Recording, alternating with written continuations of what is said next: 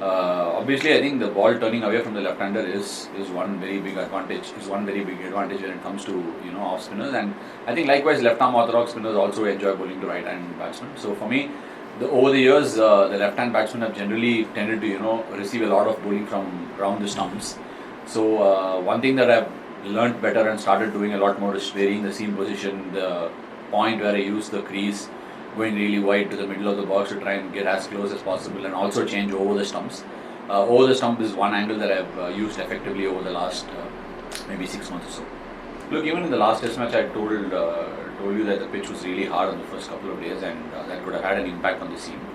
I think it's held on pretty well in this game. Obviously, there are whenever you talk about the SG ball, my comparisons will always go to the time when I started bowling with it, when I began first class cricket. So I think that's the expectation you have of the SG ball, and the SG ball was at that benchmark where you're always comparing it with that. And to be honest, from the last game to this game, there was a massive difference, and the pitch wasn't as hard as it was the last game. So I think the seam really held on well.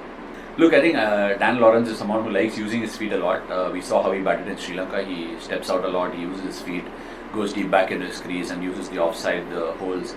That's one thing that the English batsmen did really well in Sri Lanka. So from our side, we wanted to make sure that we got our plans right when the batsman walked in first, and so that we're not giving away too many runs and all that, bottling them up.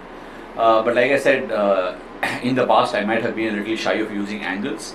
But using angles from different points of release, and especially the wickets got a little bit in it for you, I think those angles seem a little more larger than what they eventually are. So bowled closer to the stumps, over the stumps, tried and bowled a couple of straighter ones to him, didn't spin it back, then I bowled a little wider of the crease and over the stumps, then went round the stumps, middle of the box, and finally I think Rishabh wanted me to bowl over the stumps for the last ball before lunch.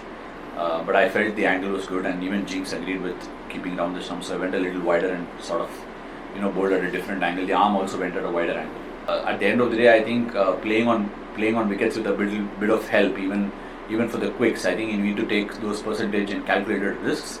Sometimes when you're just waiting and trying to trust your defense too much, there is a ball that will eventually come and get you. So I think it's about identifying the right kind of intent and what works for you, playing the percentage. And sometimes when you play on pitches like this and someone's got those runs in the first innings and you've got the hang of the pitch, you got set for the rest of the game. So it's about trying to get in and make those runs and find those scoring areas for yourself and those particular shots. So there is no one way to really play the game like stepping out. If it's worked for someone, it might not necessarily work for another person. So it's about trying to get your game sorted for that.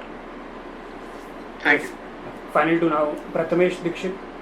No, when I was watching the 2001 series where Bajuba was playing, I didn't even imagine that I would go on to become an off spinner for the country. I was still a batsman for my state, trying to accelerate a career towards batting and playing for the country.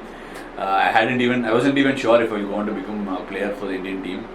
A lot of my teammates from that age, from that generation,